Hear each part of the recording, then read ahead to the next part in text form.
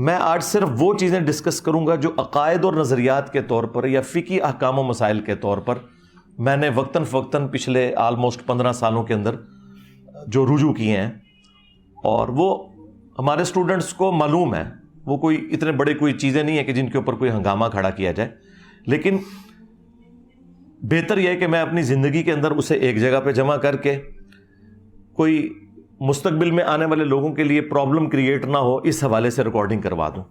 اور میں نے اکثر عرض کیا کہ پرانے بزرگوں کی تعلیمات کے حوالے سے آپ کو مختلف اقوال ملتے ہیں۔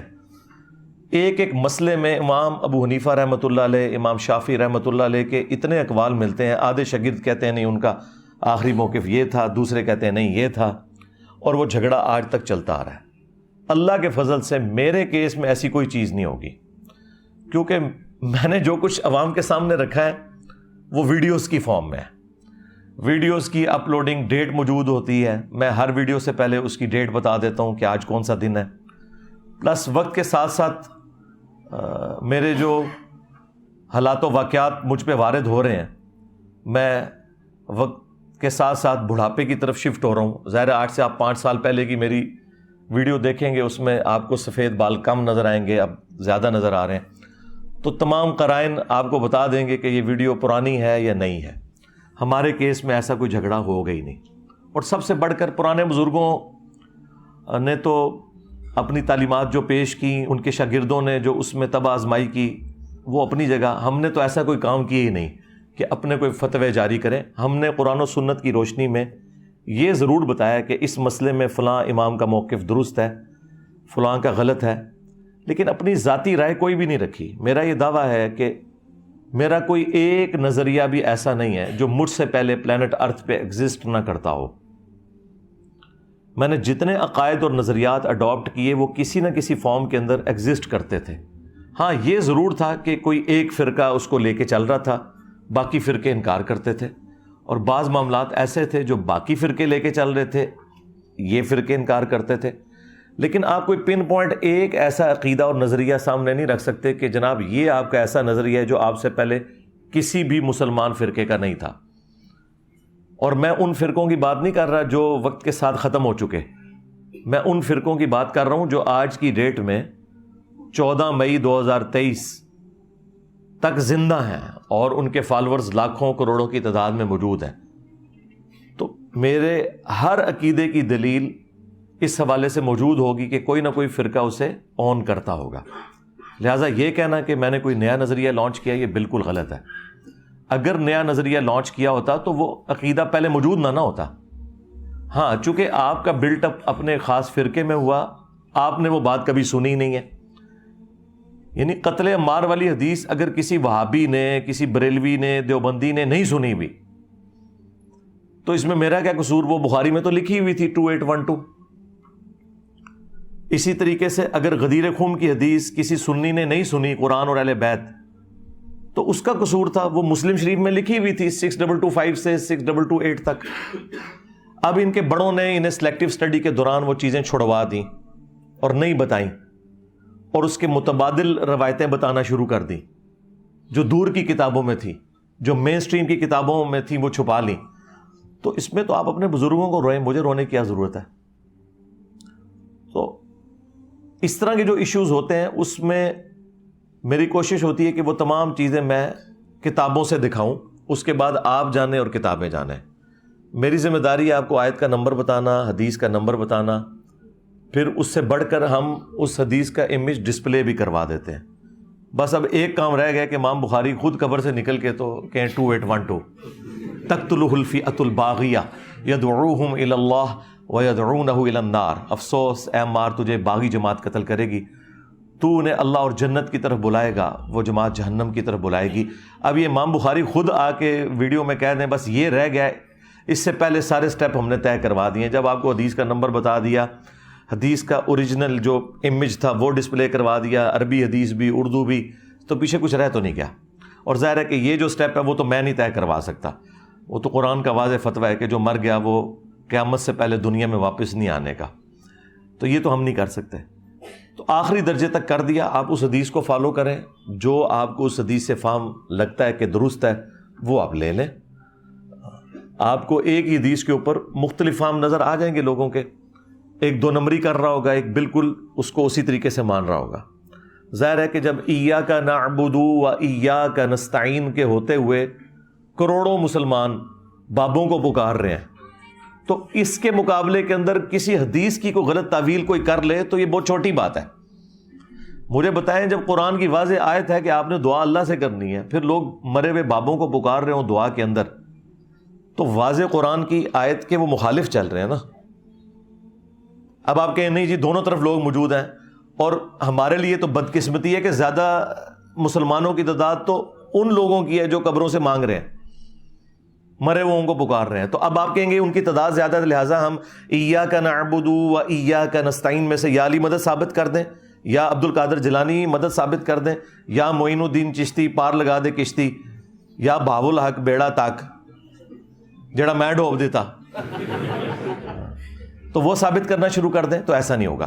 اس طریقے سے قتل مار والی حدیث سے چاہے پرانے کسی بزرگ نے کوئی اس حدیث کے ساتھ کھلواڑ کرنے کی 2 نمبری کی کوشش کی, خواہ آج کوئی کر رہا ہے, وہ آپ کو پتہ چل جائے گا کہ جب کروڑوں لوگ قرآن کی آیات کے ساتھ یہ کچھ کر سکتے ہیں تو حدیثیں تو ان کے سامنے شاہی کوئی نہیں.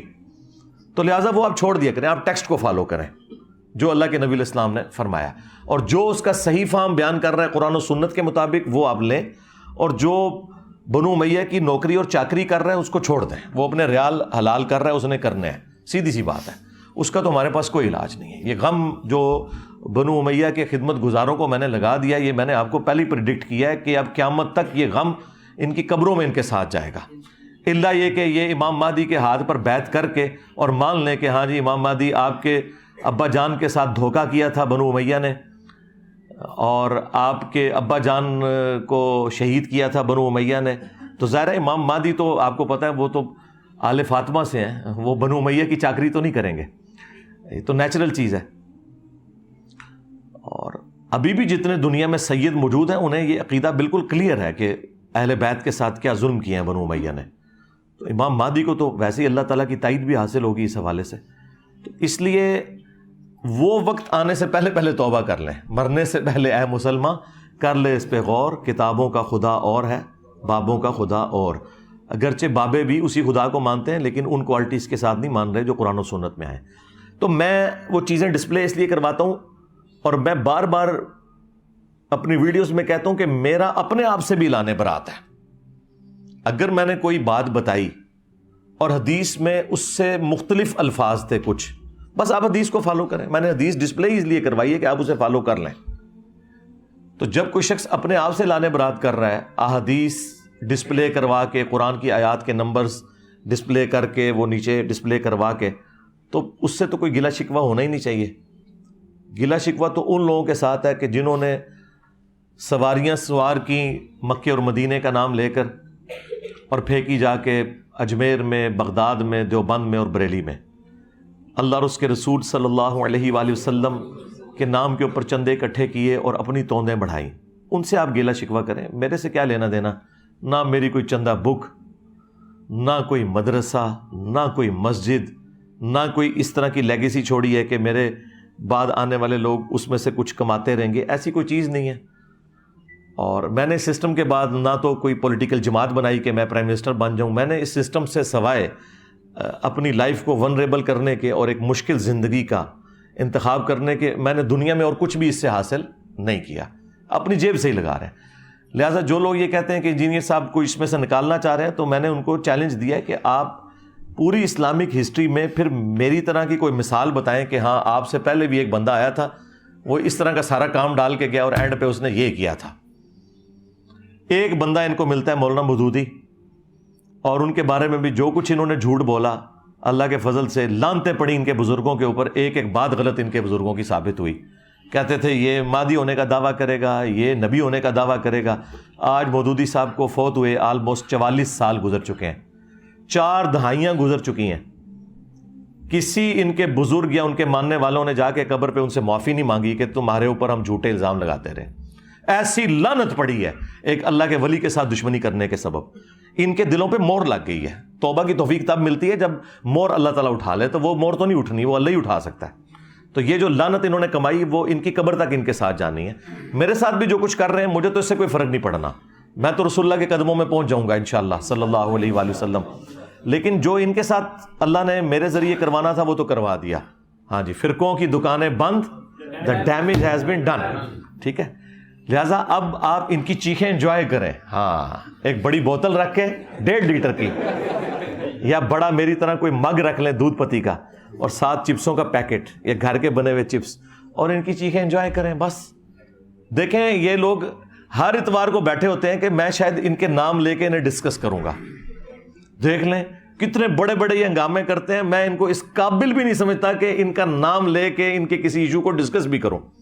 یہ کتنی بڑی سزا ہے جو میں نے دنیا میں ان کو دے دی ہے. ہر اتوار بیچارے بیٹھے ہوتے ہیں, ہمارے وہ ایجنسیوں کے لوگ بھی بیچارے یہاں ریکارڈنگ کرنے آئے ہوتے ہیں کہ شاید انجینئر صاحب کچھ بولیں گے. انجینئر صاحب کیوں بولیں, انجینئر صاحب تو ان کے بڑوں کو کچھ نہیں سمجھتے ہیں, یہ تو شاہی کوئی نہیں. ٹھیک ہے نا. تو اللہ کے فضل سے ہمارے ایک نعرے نے ان کے اگلے پچھلے سارے دفنا دیے ہیں کہ میرے نبی سا ہے ہی کوئی نہیں, تیرے بابے تھے شے ہی کوئی نہیں. ٹھیک ہے, صلو علی محمد وآل محمد, اللہم صلی علی محمد وعلی آل محمد واصحاب محمد وازواج محمد اجمعین الی یوم الدین.